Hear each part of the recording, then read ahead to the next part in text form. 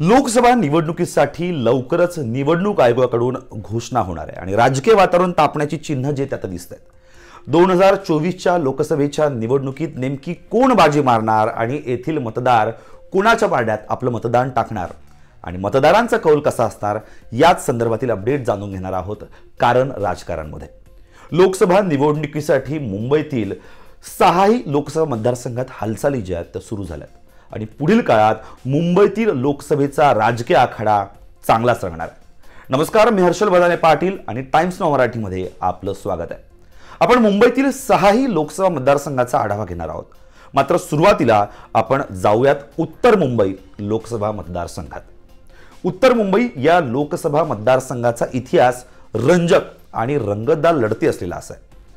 खुद्द डॉक्टर बाबासाहेब आंबेडकरांना सुद्धा स्वतंत्र भारताच्या पहिल्या निवडणुकीत पराभूत करणारा मतदारसंघ अशी या मतदारसंघाची ओळख आहे। 1952 साली उत्तर मुंबई हा लोकसभा निवडणूक द्विसदस्यीय असा होता, म्हणजेच एकाच मतदारसंघातून सर्वसाधारण आणि राखीव असे 2 खासदार निवडून येत होते आणि पहिल्याच निवडणुकीत या मतदारसंघातून काँग्रेसकडून व्ही गांधी जे सर्वसाधारण कॅटेगरीतले उमेदवार होते आणि नारायण काजरोळकर हे राखीव कॅटेगरीतले उमेदवार, तर socialist and schedule caste federation कडून अशोक मेहता हे सर्वसाधारण कॅटेगरीतून आणि डॉक्टर बाबासाहेब आंबेडकर हे राखीव कॅटेगरीतून उमेदवार होते।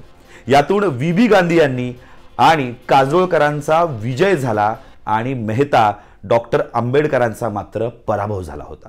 तो हाच उत्तर मुंबई मतदारसंघ। पंडित नेहरूंचे जवळचे मानले जाणारे व्ही कृष्ण मेनन हे सुद्धा याच उत्तर मुंबई मतदारसंघातून खासदार झाले होते। 1962लाही ते पुन्हा निवडून आले। सलग 2 टर्म त्यांनी गाजवली आणि मेनन यांची संरक्षण मंत्री म्हणून निवड झाली होती। मात्र चीन युद्धानंतर त्यांना राजीनामा द्यावा लागला।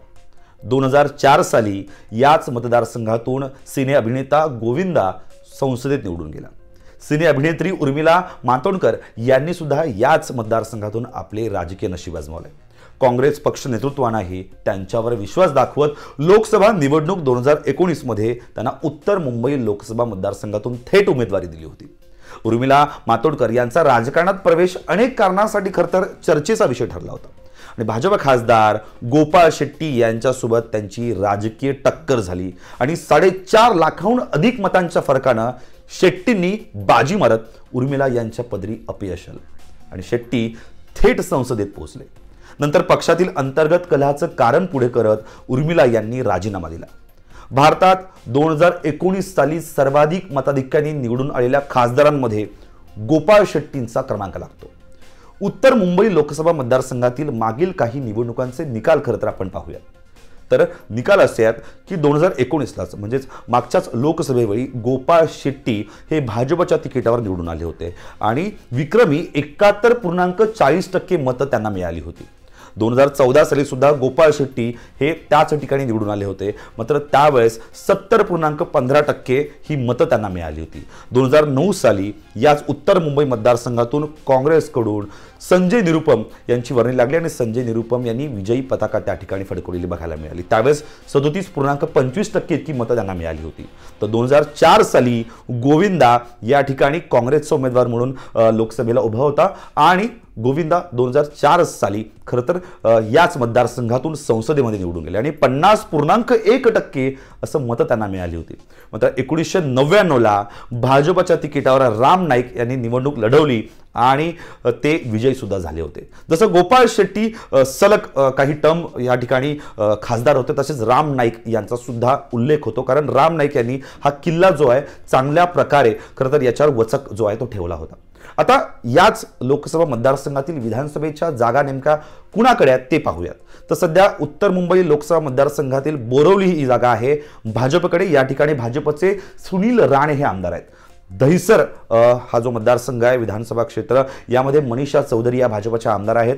मागाठाणे या ठिकाणी शिवसेना शिंदे गटाचे प्रकाश सुर्वे आमदार आहेत। तर कांदिवली पूर्व या ठिकाणी भाजपचे अतुल भातखळकर हे त्या ठिकाणी आमदार आहेत। तर चारकोपमध्ये भाजपचे योगेश सागर हे आमदार आहेत। तर मालाड पश्चिम या ठिकाणी काँग्रेसचे अस्लम शेख हे या ठिकाणी आमदार आहेत। तर कुणाचं पारडं जड आहे? बोरिवले ते मालाड पसरलेला लोकसभेचा उत्तर मुंबई हा मतदारसंघ पारंपरिकदृष्ट्या भाजपचा बालेकिल्ला आहे आणि भाजपची विधानसभा मतदारसंघांमध्येही ताकद असल्यानं 2014 पासून भाजपचाच गड अशीच ओळख या लोकसभा मतदारसंघाची बनली आहे। त्यामुळे बदलत्या राजकीय परिस्थितीत काँग्रेस आणि ठाकरे गट एकत्र आल्यानं चित्र बदलण्याची फारशी लक्षणं दिसत नाही। या मतदारसंघात विद्यमान खासदार गोपाळ शेट्टी हे तर प्रमुख दावेदार आहेतच, मात्र अतुल भातखळकर, योगेश सागर, सुनील राणे यांचंही नाव इथून अधूनमधून चर्चेत असतं। केंद्रीय अर्थमंत्री पियुष गोयल हे उत्तर मुंबईतून लढतील अशी दबक्या आवाजात चर्चा होती, अशी शक्यता वर्तवली जाते, मात्र यावर अद्याप कुठलीही स्पष्टता करण्यात आलेली नाही। या मतदारसंघातल्या बोरिवली विधानसभा मतदारसंघातून विनोद तावडे सुद्धा 2014 साली आमदार बनले होते।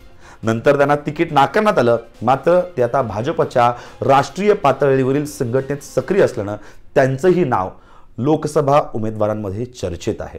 कारण आता विनोद तावडे राष्ट्रीय खरतर भाजपच्या कार्यकारिणीमध्ये आहेत, जनरल सेक्रेटरी म्हणून कामकाज पाहतात आणि नुकताच बिहारमध्ये जी उलटापालट झाली यामध्ये विनोद तावडे यांचा मोठा सहभाग असल्याचं बोललं जात आहे। दुसरीकडे महाविकास आघाडीत ही जागा काँग्रेसच्या वाट्याला येण्याची शक्यता अधिक आहे। काँग्रेसकडून संजय निरुपम हे रिंगणात उतरतील की उर्मिला मातोंडकर यांच्याप्रमाणे यंदाही आश्चर्याचा धक्का देत नवीन उमेदवार देतात हे पाहणं महत्त्वाचं ठरणार आहे।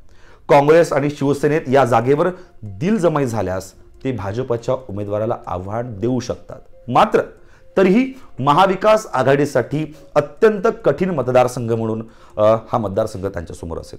एकूणच काय तर भाजपचं वर्चस्व मोडून काढणं सध्याच्या घडीला तरी कठीण आहे।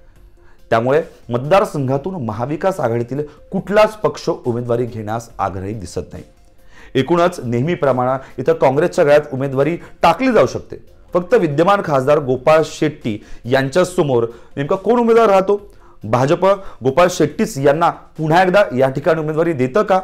आणि सगळ्यात महत्त्वाचं म्हणजे की आता महाविकास आघाडीकडून नेमकं जर गोपाळ शेट्टीच यांना भाजपकडून उमेदवारी दिली गेली तर महाविकास आघाडीकडून गोपाळ शेट्टी यांच्या विरोधात नेमकं कोण उभं ठाकेल हेच पाहणं महत्त्वाचं असणार आहे। तुम्हाला यासारखे नवनवीन व्हिडिओ पाहण्यासाठी आमच्या फेसबुक चॅनलला लाईक आणि फॉलो करायला विसरू नका आणि हा व्हिडिओ जर तुम्ही यूट्यूबवर बघत असाल तर आम्हाला सबस्क्राईब करायला विसरू नका। धन्यवाद।